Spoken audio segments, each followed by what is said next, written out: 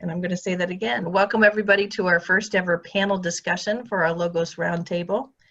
We have with us today, I'm Liz Perot, Executive Director of Gen On. We also have Susie Lane, our Program Director, and Betsy Dishman, our Training Coordinator. Welcome them. We have a training leader with us today, Amanda Hinthorn. Give a wave, Amanda. And I think those are our special guests. And everybody is here as a LOGOS Church participant, leader in some way, shape, or form. And thank you for joining us. Let's open with some prayer. Eternal God, you call us to ventures of which we cannot see the ending, by paths as yet untrodden, through perils unknown.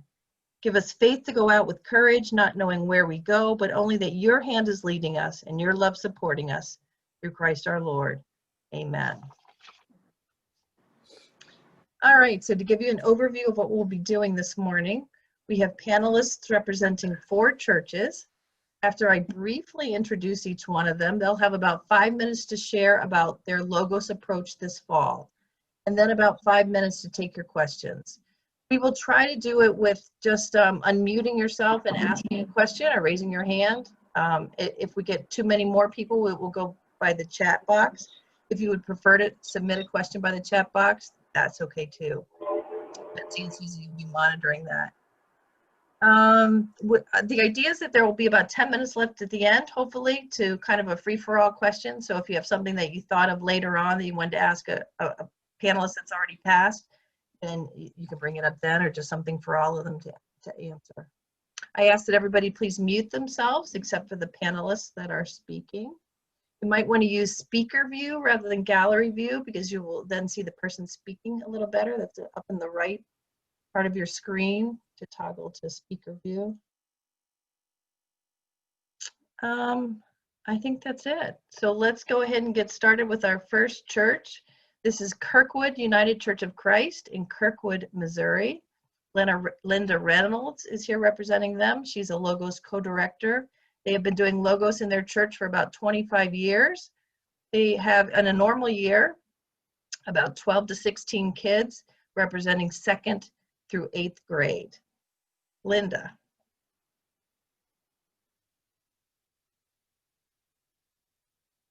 You know what, we can't hear you, but you are unmuted. Can you hear me now? Yep. Okay.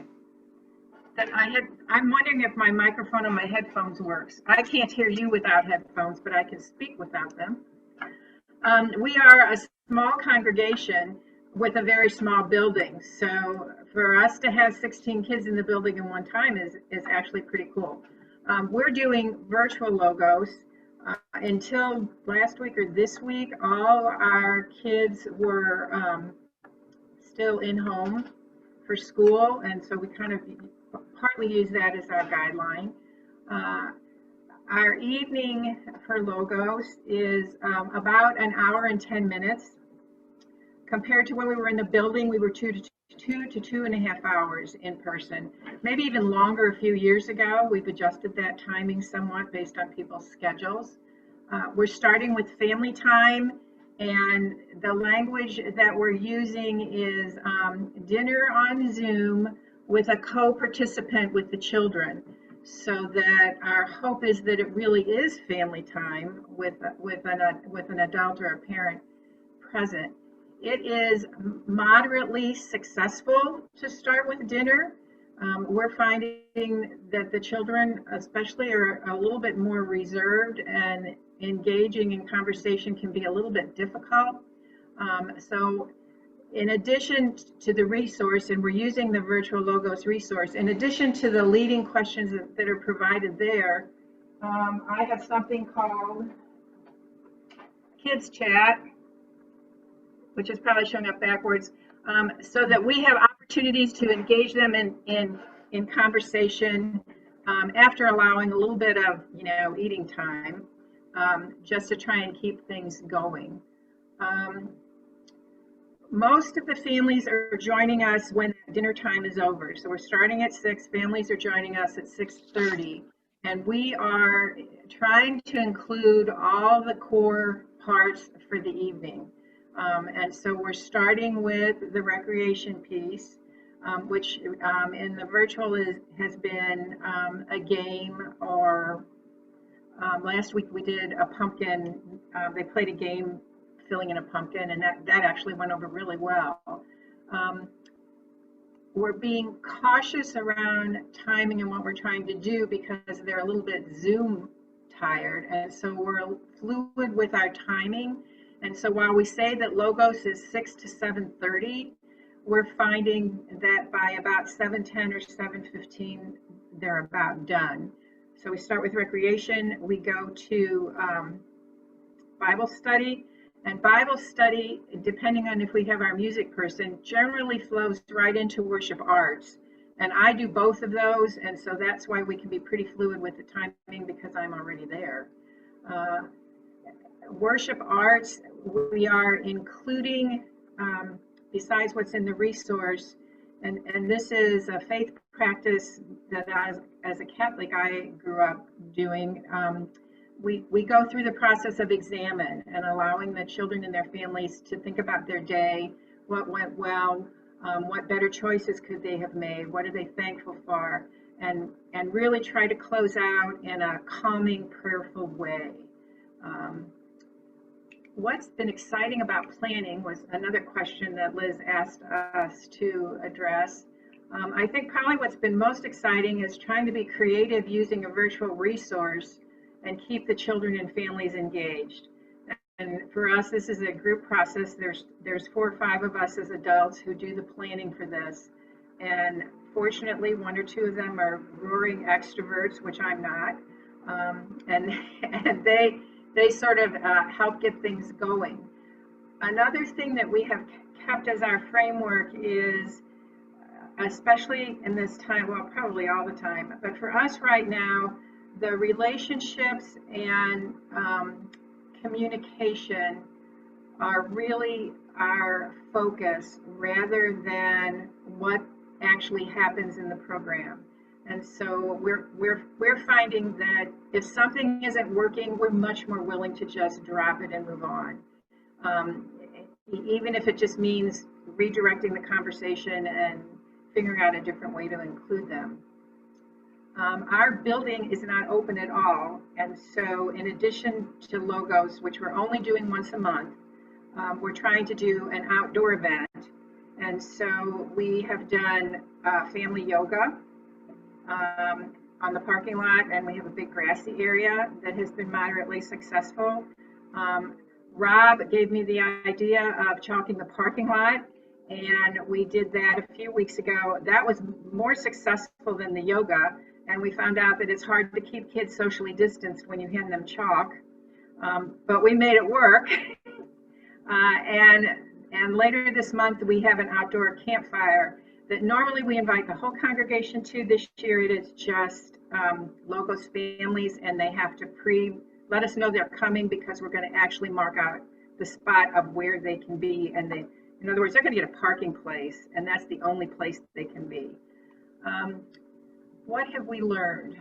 Family time dinner can be a challenge, and that probably is part of our learning curve. And the other is letting go of the program pieces in favor of continuing to build those relationships and communication with kids and families. I think probably for us, what has been really encouraging is the ability to actually have their parents or whoever they live with present with us to build family spiritual practices. And so our inclusion of them is probably even more intentional than when we have them in the building.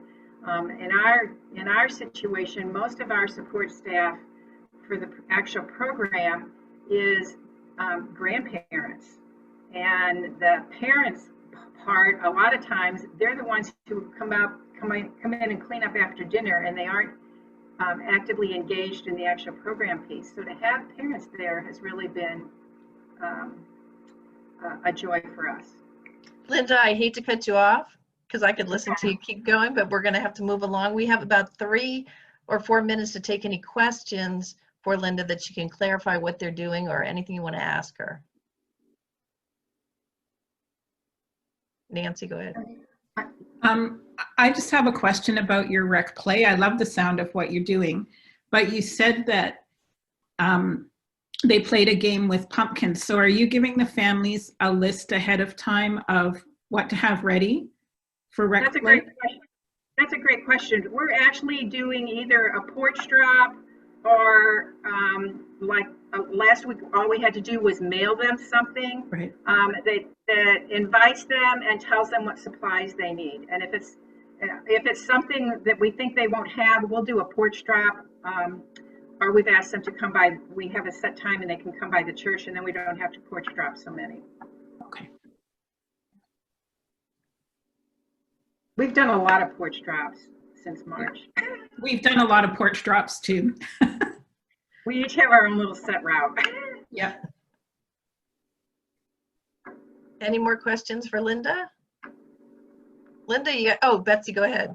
I just had one, Linda, I think you mentioned 16 children participating. So you all are meeting in one group. There's not a breakout groups or separate things happening at different times. It's just everybody rotating through together. We are rotating through together. Our intent was if we were getting more older kids, we were going to have a breakout group, but right now we're not getting 7th and 8th graders. But we're working on that because we already know that we have made a decision. We're not in our building anytime before June.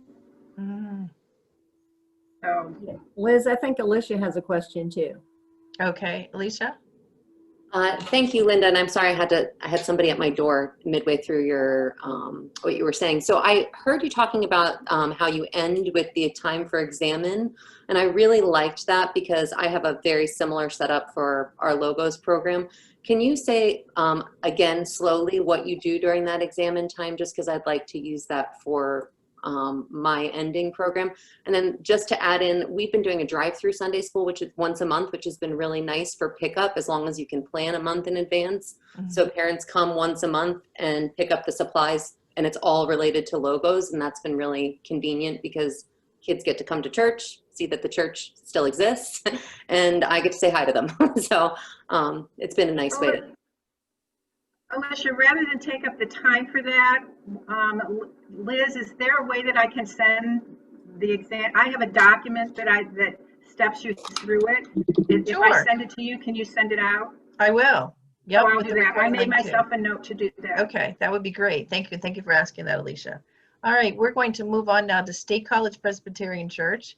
Our panelists with us are Deneen Shipman, who's the Director of Christian Education, Ned Weatherall, who's the Director of Music, and Carrie Rounsville, who's the LOGOS Director. They've been doing LOGOS at State College Presbyterian Church for over 25 years. On a normal year, they have about 30 to 35 children, and that's elementary and middle school. So I will let you talk. Thanks, Liz. Can everyone hear me? All right, good. I'm going to start off talking and throw it to Carrie, and Ned's going to jump in. That's our plan. It makes sense for me to tell you how we started planning because that was key to how our year is working. And so we met as a small coordinator team in the summer, well, maybe late spring, early summer, you know, it's all kind of blends in together. And we met with a real small group of us, and we very quickly decided that it didn't matter what we planned if we didn't have everybody else on board. So we decided to do 2 Zoom parent meetings with people who had been in LOGOS before, not potential people, because these were the people that knew what LOGOS was about. So we had 2 Zoom parent meetings, and we designed them so that we would just listen to people and that we would not throw in our own ideas unless we needed to spur them along. One of the reasons we did this is probably like most of your communities. Our community, the parents had to make some very tough decisions about school. And ours had 3 different choices at least, either doing a hybrid method of school, remote and home, or going completely remote, or going in person, which also for the older youth middle school and high school was going to be a hybrid method. So it was very stressful, and we waited for the parents to make that decision before we started talking to them. And it was pretty unanimous when we started talking to them that they were supportive of LOGOS, but that they didn't necessarily want to do anything indoors. And so if we did anything in person, it would be outdoors, and otherwise it would be virtual.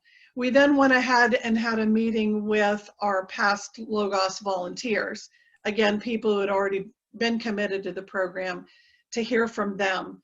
Early on, we knew, because we have kitchen coordinators that are paid for our youth, for the whole program, and our older youth. So early on, we knew that we were going to offer curbside meals, and not every week, but that was from the get-go part of our plan. So we did go into it at least knowing that piece of it. I think the hardest part was after those meetings with the parents and volunteers was actually planning what it was going to look like, because we're all used to, you meet once a week and you do everything. So and it really helped having Ned's experience in on this, because it was, okay, folks, we have to give ourselves the grace to understand that it's not going to look the way it looked and move forward. So once we made the turnaround, it got a little bit easier to make our decision on what LOGOS was going to look like.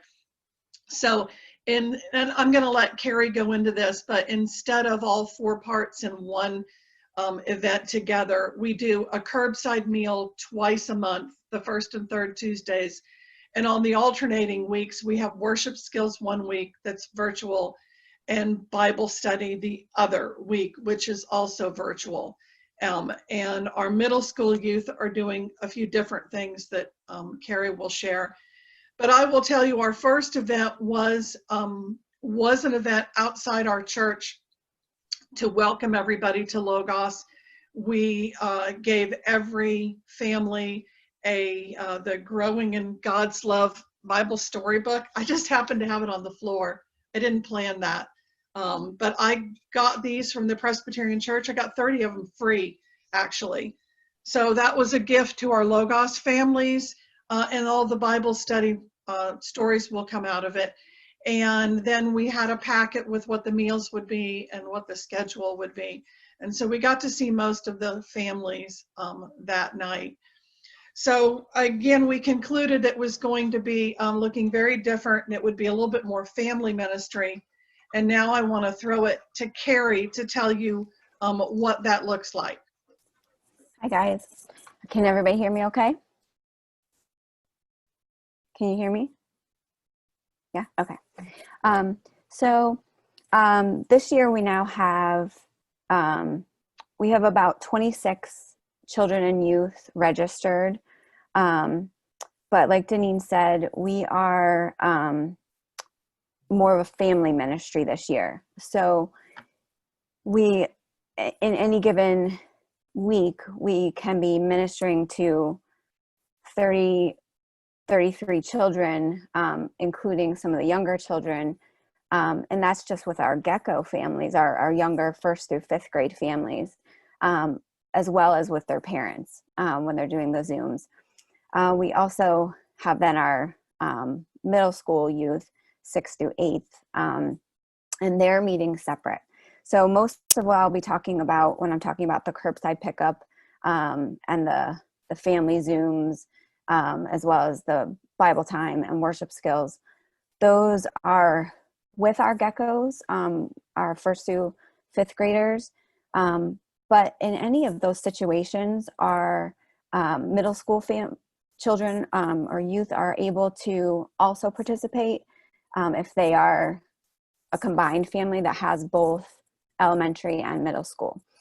So on our curbside meal pickup weeks, the families are registering online for those meal pickups ahead of time by Sunday evening, so that they can, our kitchen coordinators can know how many meals to make. Last week we had 58 meals prepared for pickup, and they're boxed and then bagged per family. Then our families pick those up and they go home, and we've broken our families into 3 family groups, and within each family group there are 4 families, plus one of them has an additional 5th family. In there are 2 leaders in those groups, so they'll kind of help to structure the family time. So once the families get home with their meals, they dial into the Zoom with their family group of 4 to 5 families. They'll have conversation. We also provide them, when they pick up their meals, they pick up a packet that has information in there for the game that they'll do after dinner. It has conversation starters, has a word search or word crossword or something fun for them to do, just like they would when we're at LOGOS, and they do during family time at the table. So they're sharing a meal that is the same or similar. Some, like last week, they had an option for a couple different types of sandwiches. So they're sharing a similar meal together, conversing, talking about their days, and then they have a game that we provide the details to the, we give instruction in the packet to all the families, but ahead of time provide that to the leaders, and any material that they need is in that packet as well. Like our first family time, they did an indoor nature-oriented scavenger hunt. So they had to go find things in their house that was the color of the sky or something like that. And then we did, I think last week, they had a Pictionary, and it was last week our theme was Halloween, because it was our last family time in October. So they did a Halloween themed Pictionary. So we provided them with small whiteboards and erasers and pens, and they did that. So they're doing those kinds of things together. It's about an hour between the meal and the game. And then the families within themselves and their family group can decide when to kind of log off for the night. But it seems to be about an hour that they're on there, from about 6:15 to 7:15 each time that they're doing that. Carrie, I'm gonna give you 1 minute to wrap up. Why do I feel like I'm the moderator of a presidential debate? Thankfully, I'm not. It's in our minds right now. I just feel horrible cutting anybody off. Oh, no, it's okay. So then those weeks in questions. between, like Deneen had mentioned, we are doing one week is family time, or I'm sorry, 1 week is Bible time. The next one would be worship skills, worship arts. And so last week we had worship arts. 2 weeks ago, worship arts. Ned did a live Zoom doing some fun activities with things around their house that they could make music with. And this week, tomorrow, we have Deneen doing Bible time, and it's a bedtime story with Deneen, and it's going to be fun to kind of curl up in our jammies and listen to a story from Deneen. So we're doing it as more of a family ministry. And then real quick, our middle school group, they're kind of doing hybrid. Some things are doing in person if it's outdoors, and they're staying distance, wearing masks, typically just sitting spaced out, having conversation, and that kind of thing. Sometimes they've done little walks as well. But, and then when it is not nice, and now as we're getting colder, more of their weeks are virtual, as they have planned them to be. So, so that is kind of in a nutshell. Sorry, that was kind of quick. What questions do you have for the State College people? Deneen, I have a question. I want to know how you got those Bibles for free. Good question. The Presbyterian Church put out an email, and it might have been their store, the Presbyterian Church store, put out an email months ago offering some free resources during, the time of COVID. And they had choices. And to be honest, I can't even remember what the other choices were, because when I saw I could get 30 of these new Bible storybooks, I clicked so fast.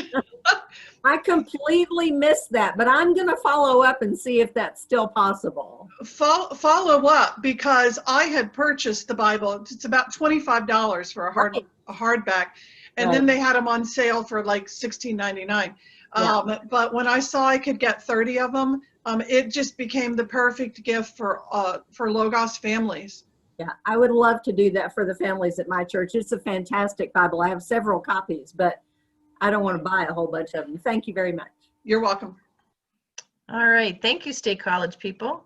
Let's move on to Jim Kistenmacher at St. Paul Lutheran Church in Holstein, Iowa. Jim is the co-director of youth music and education there with his wife, Kirsten. They've been doing LOGOS for about 21 years. They have about 60 children and youth in a normal year, 4th through 12th graders. So Jim, what can you tell us about LOGOS in your church? Our previous schedule, good morning, everyone. Our previous schedule was a 3-hour event for 4th through 8th graders. They come right after school, and we do family time at the end at 6 o'clock and then dismiss them at 7. Our high school kids would come at 6 o'clock for family time, and then we would keep them till about 9. So we're used to about 3 hours. So that's been the biggest adjustment for us, is thinking that we're not offering what we did before, of course. So this year we did do a survey early on of our parents, learned how to do SurveyMonkey, which was a process for me in and of itself. And some responded and some didn't. That's, typical for, I'm sure, a lot of you, that you don't hear from some, and we were wondering what they were thinking, but made some phone calls too. And we usually had 20 sessions per year, and through the survey and thinking about all this with our ad team, we knew that we wanted to do something in person. That was what the survey told us. People were kind of zoomed out by that point with other things. And with school being canceled and doing some online things at home, parents were kind of like, we're pretty much done with that. So we looked at in person and what that might look like. Scheduled 3 sessions for this fall with our 4th through 8th grade students. And thank you, Jen On, for the lift materials. That's what we are using on site. So trying to do all portions of the 4 parts. What went away was family time, of course. And for our 4th through 8th grade, we're meeting with them from 6 to 7 p.m. And we've done 2 sessions already. We'll have our 3rd one coming up in about a week and a half here. And we do the Bible study portion. We start with some worship arts, maybe or a small worship service for everyone who is there. Haven't done anything really for recording something to use in our worship services yet, but we're looking at that. Have had some rec activities, and with all of this, we're trying to be outside as much as possible. Right now, it's kind of looking like Alaska. Hi, Alaska people. We had snow this weekend, so we know our outdoor things might come to an end. We've had about 20 or 21 kids coming for 4th through 8th grade. And our high school, we're doing on separate evenings. We had 5 sessions scheduled with them. They're coming from sports practices, so we have been meeting with them from 6:30 to 8 p.m. And we are serving a meal with our high school kids because we know they're hungry coming in. We've tried to make that simple, as safe as possible. Chris and I and our pastor have been serving that in gloves and masks, and it's been in our backyard. Encouraging kids to stay apart as much as possible, and face coverings are required for everything. Even if we are outside, we encourage that. So that's what that has looked like so far. High school, we also have our family farm outside of town. I'm thankful for that. We have the large green spaces out there where my parents live. So we do rec activities out there with high school kids. And it was kind of the COVID project for our youngest. She's a senior in high school this year, and is, bemoaning the fact that a lot of her senior year things are going away. We had straw in that barn yet. And she's like, we're cleaning it out. We're using it for youth activities. I'm like, great. So that has worked really well too. It's just a large space that kids can be separated, and we do some small group things for Bible study up there. So that's been a blessing. And then we're going to reevaluate after Thanksgiving with our administrative team to see if we want to offer anything in the winter, or if being indoors that much is just more of a concern. So things that are exciting were just to return to something. You know, people were really hungry for that, and just try to be conscious of how do we do that safely. There was some apprehension on our administrative team early on about, you know, using the building or coming back in person. I would have been one of those people, but we're pleased with what is taking place, and seeing youth in person again has been wonderful, of course. Something else that's just exciting is seeing where God's Spirit leading and our creativity are meeting, just to be responsible and to take that lead and go. Something else is the community resources. As we talk to people, we have a local coffee shop right downtown here who offered their space. They've got a lot of tables that we can spread out. And then also our parent involvement for some who have been maybe quiet in the past, have been really offering to be involved, to say, you know, this is important, we want to see it happen, what can we do? So they're going to be some of our food servers too, I think, moving forward. Anything else we've learned? While the content is very important, we've heard somebody else talk about that if that needs to change in a moment's notice, then we're willing to do that. But we've also heard from some of our adults that there's no substitute for being in person when it comes to relationship building. We know that can happen electronically too, but it's been really fun to see that continue to happen. And then, though we may grieve our previous model of how we were doing things, there's been a couple of comments from our new fourth graders, and it comes to us through messages from parents that they're extremely excited for what's going on. And we're thinking, this is not much, but great. So that's kind of a synopsis of everything. Thank you, Jim. Jim sent me a picture, so I'm going to screen share those, and then we'll take any questions. All right.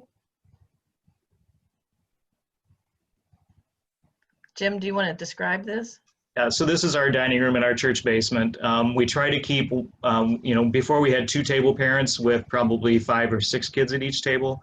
So we're limiting that to 1 adult table parent and 2 or 3 kids. The 2 boys here are from the same family, different from Bob that is the adult. But as much as possible, we were trying to keep family units together. So we've got 2 or 3 tables where a mom or a dad is present with kids from their own family at the table. And you see some leaves here. We were doing a little activity on what do you love to see grow. And these are agricultural families. You can see cattle and pigs in those. Right, here's the other picture. And then this is just the whole room. So spread our tables out a lot more than what they had been in the past. I think we have 9 tables of between 3 and 4 people at each. All right, thank you. All right, any questions for Jim and Logos at St. Paul? I think you covered it well. All right, thank you, Jim. Now we move to First Presbyterian Church in Mooresville, North Carolina. Ellen Otten is the Director of Christian Education there. This is their 42nd year of Logos. Yes, 42 years, one of the longest running. In a normal year, they have 60 to 70 participants, and this is 1st through 8th grade. Take it away, Ellen. All right, well, ours has a completely different look from the one. Can you hear me? You heard, okay. We did various little surveys this summer too, like it sounds like you all did, and already parents were just, please don't do anything, you know, Zoom or virtual. You know, we're really tired of it. And so we kind of just decided to take a completely different approach. So what we did was we presented what we're calling Logos at Home. And they do have it does have a component where they watch the Bible study and a music video, but we're not trying to do worship arts as far as a choir or anything like that, or anything led by a leader. It's just It's just done with, it's related to the Bible story. So basically what our day looks like is they were given a bag. They came by and got a bag of 8 weeks of supplies. So we did it all at once. And each week has a theme. And it's just straight through, started one week, and it goes for 8 weeks. But each week they watch an introductory video that kind of just introduces the game, the theme, any announcements that we have. Then we have a music video. It's just straight off of YouTube. It goes with the Bible lesson. And then we have different Bible leaders give, and we just decided to do Old Testament Bible heroes. So they have a notebook, and in it, we have the different Bible characters. These are all Old Testament characters, and they can fill that out, and it's like, what good qualities do they have? What did they, how did they live for God? Just different attributes of those characters. And that has been a very positive thing, though, from the adult leaders. They've really stepped out of their comfort zone. They're people that did not want to be recorded, had never been recorded before, just really dreaded that. And it's been fun to watch them record these stories, and the time and effort and so we have different people each week presenting, and that's been really exciting. And I think the kids are enjoying seeing familiar faces, and a lot of them are done at church. We'll film them at church, so it's kind of a familiar setting. And that's what's kind of our goal, to keep even though they're not relating like in a Zoom meeting, they're still seeing them, and they're a presence there.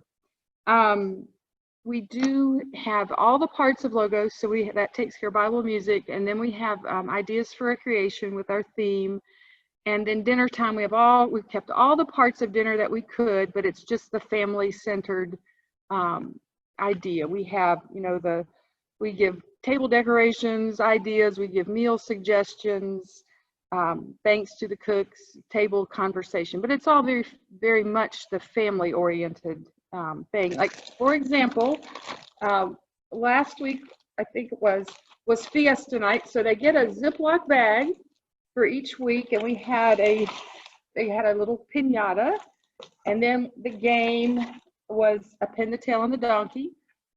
Party City is a great resource, and you can even order online and pick it up at the door. Then we had, like, I think someone mentioned, these are the word scrambles for Cinco de Mayo, just a simple table game.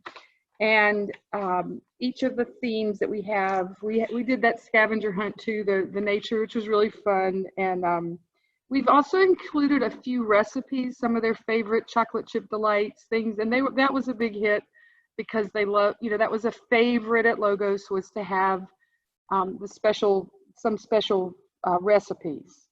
Let's see.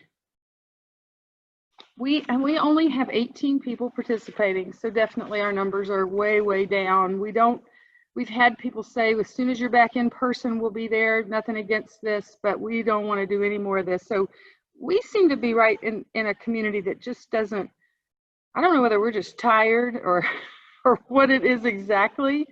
And it could be that by adding the people part that we seem to be missing, we're not doing the Zoom communicating with the kids.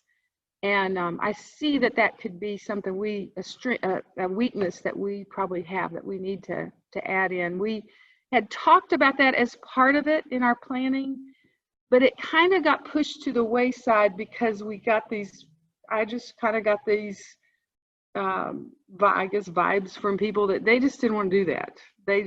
So I don't know whether to push it, and because I see it from hearing you all that is a really important part of this that I think that we could be working on, that we need to work on. I think that's all that I have. We have had fun with our themes. That's kind of been a glue that sort of holds it together.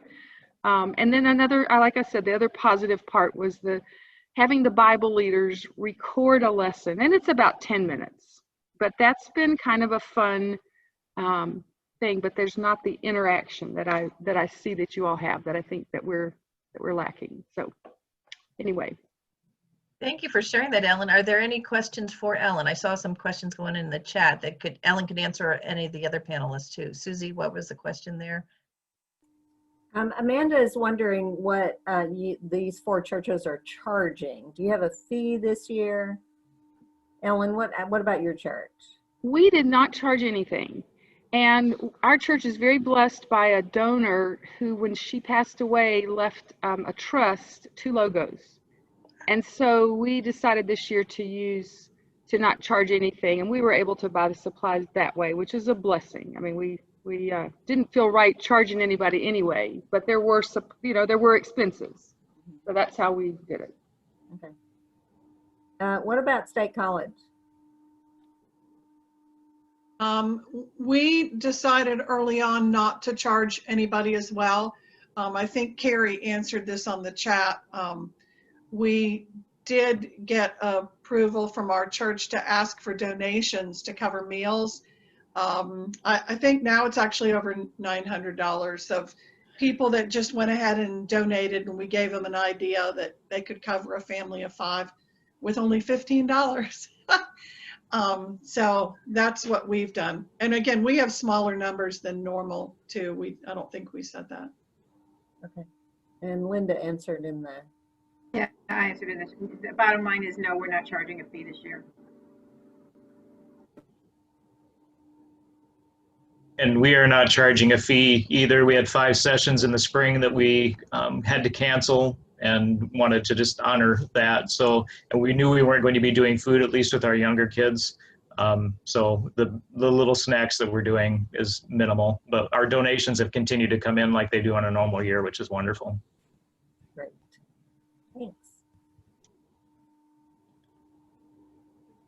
This is a good time now for any questions from for any of the panelists or anything else that you want to share.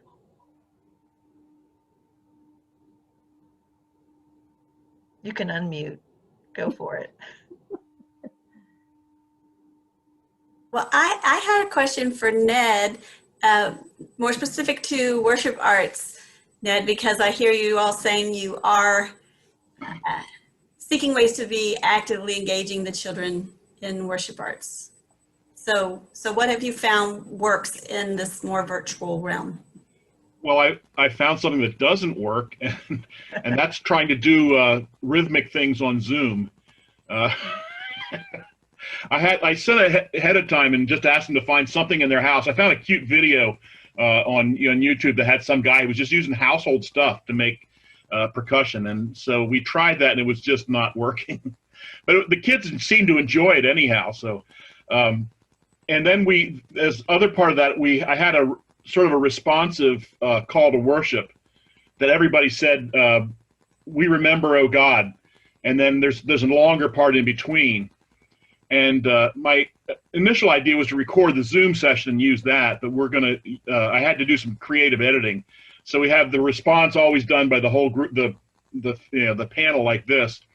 And then I asked individuals, some of the older kids who read well, to have their families video tape them, or not videotape, but make a video on the phone. And ironically, I asked 5 kids to do that, or 5 families to do that, and 3 of them had them back to me in 24 hours. Mm-hmm. So it's turned out really nice. So I just edited it all together to make a video call to worship for our All Saints Day service. So the other thing I'm doing is working on a Christmas musical that'll be all virtual, but there'll be reading parts, there'll be video, just a scene with no speaking or singing, and then a lot of singing parts as well. We're only going to attempt to do one part all together, and we'll do that again individually and have me collect them and edit them. But I'm going to have a lot of solos so that the kids can, again, have the family. I'll send them a track and they'll record to that. So we're just getting the start of that. So cross your fingers. I have a question, and this is LOGOS related, but also looking forward to Advent. I don't know if anybody has narrowed their search for virtual Advent pageants, and if so, I'd love any suggestions. I found a couple good ones. Haven't said this is the one I'm definitely going to use. There's lots of great resources out there, but would love any advice. Amanda, do you have a response to that? Go for it. Yeah, I'll just say I found a script online called the Bethlehem News Network, and we have rewritten that based on the number of kids that are going to participate. So we'll put together a newscast, and it's been really nice because the older sibling is the reporter in the field, and they can interview their little brothers and sisters who are the angels, or whatever the case may be. And so it does create that opportunity for family, and we don't usually let preschoolers in our Christmas program because they sing, but they aren't great readers, so they don't get to do all of those kinds of things. And it's been really cool for us because we're seeing like all the way down through infants. Can my baby brother who was just born be in my video? Sure, we don't care. And so it's been nice to be able to incorporate siblings outside of that elementary age range in that way. I haven't looked at it yet, but Illustrated Ministry is doing an online pageant that's supposed to be Zoom friendly. Again, not attesting to it. We're doing other things with them.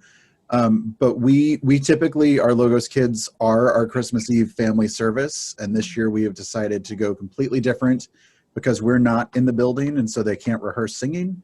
So we're going to have 5 families read their favorite storybook together as a family, and we're going to record that and compile it. And I'll inject scripture in between each of these families reading, but that way it feels more like home since we can't be here. I haven't told my committee that yet. This was a good reminder because I have that email open now. Your secret is safe with us until you get it shared. Well, Linda's real close and might know some of my committee members, so she won't rat me out though. What other questions do you have about Logos and going on in these churches, or things you want to share about what your church is doing?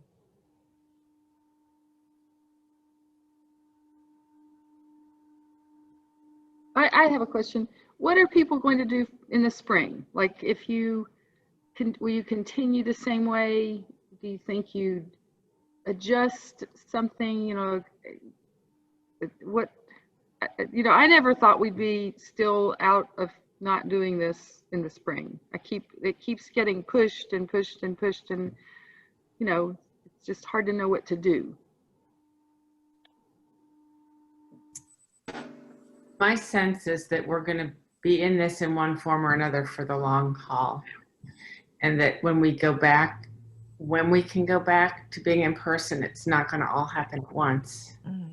Right. This, you know, thinking these big questions of what are we learning from this time that we need to hold on to and carry forward, and what can we let go and still have all we need.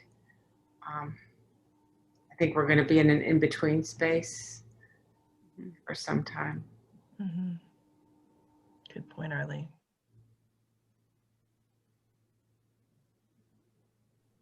I love the conversation from those of you who have said that you're focusing on the relationships. That's what really matters. So whatever it takes to be in relationship with your families and to help families be in relationship with themselves, I think that's what this time is for. I'm very grateful for all of you on this call that are paying attention to that. And such a new season, maybe to refocus on how the family can be even more involved in Logos than before. Yeah. Certainly the whole church family is important, but that is too. Linda?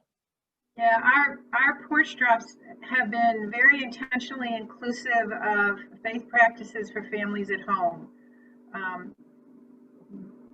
Because I think, well, partly because my title has always been children, youth, and families. And for me, families has moved to the top of the list because as our culture has changed and we see fewer and fewer families actually in worship, we've had to find other ways for them to disciple their kids at home. And for me, the pandemic has been a blessing and almost forcing us to engage parents in new ways in their child's faith formation. And using the tools that you all provide have been really helpful, as well as a lot of other stuff out there that we've been able to access in ways like this with Zoom meetings. Thank you. Let's give a big round of applause for our panelists. Thank you for your time with us. And Betsy, do you want to bring us home? Sure. I would just add a bit. Ellen, I know we've relied heavily on what our school systems are doing to inform what we might consider, and it has been helpful and feels a little less stressful to let them take the lead a little bit there. And as we're moving from all virtual into hybrid, we're also kind of modeling along behind, a little bit step behind. Yeah, that's a good idea. Yeah, it helped me not carry all that decision making for our team, our staff, as we were all going, what do we do? Yeah.